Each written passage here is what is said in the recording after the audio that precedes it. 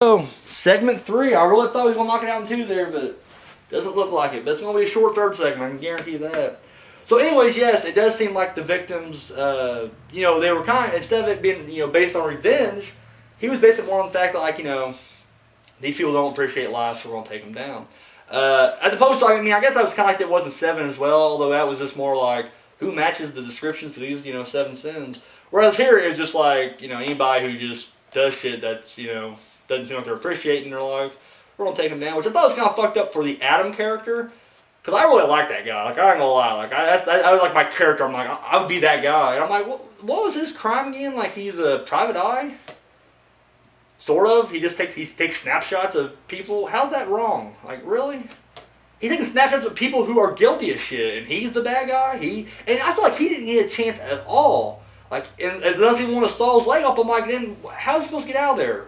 Saul, that's like the whole thing. You saw your leg off, then he gets the, he got kind of fucked on this whole deal. Hardcore.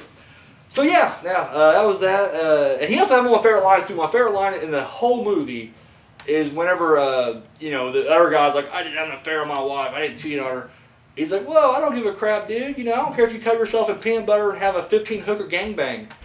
15-hooker gangbang. That's just brilliant right there. I don't know. Thought it was great.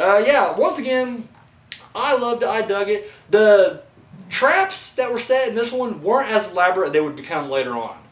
Later on they just became really ridiculously complex or like that, or there's a whole, but whatever. And this one, it is pretty simple. Boom, there's that.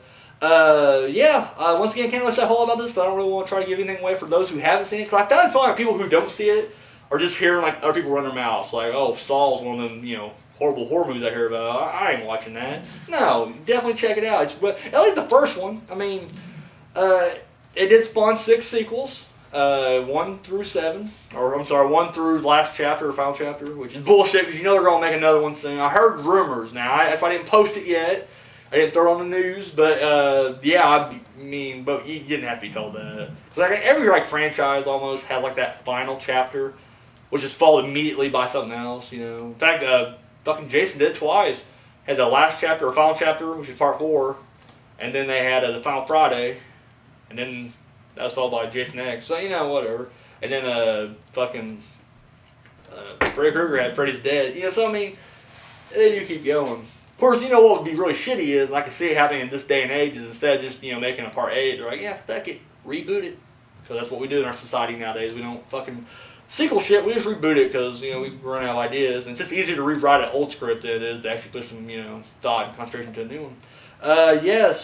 Check it out. I think that, and another thing I get shit for is the directing. I think the directing is really good in this. Definitely better than half the shit I see. Like, everybody's like, it's too shaky. No, I've seen some bad, shaky fucking camera stuff. This ain't bad.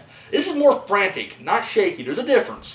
When it's real fast paced, it's got that more, frantic, music video look, whereas the shaky cam is just, I could name a million movies right now, but I'm really fucking tired. I feel like I'm not gonna lie. I'm soldiering on for you guys, but I'm not gonna lie. The brain, the body is, willing, or the soul's willing, but the body and mind are just shutting down. But I think the directing was, pretty inspired, and really, since that movie, everybody has just kind of ripped off the style of this movie since then. Seriously.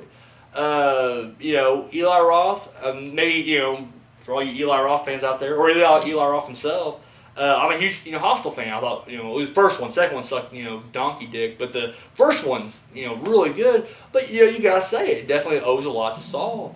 Along with, you had, like, Captivity, and just a slew of other just bad fucking torture porn, movies. But no, this is definitely an originator, and it was awesome. It really is. So I definitely give it high thumbs up. I do suggest everybody check it out. At least this one. This one and 2. If you want to go after 2, I can't bash you too much, because 3 and 4 suck balls. 5 is not bad. It's bringing it back. 6 is pretty good, and then 7 it just falls in the middle there. I can care less about 7. But yeah. Boom. Alright, guys, that's about does it for me. Heading out. Tune in next week. Try to get a little bit of sleep before now, and then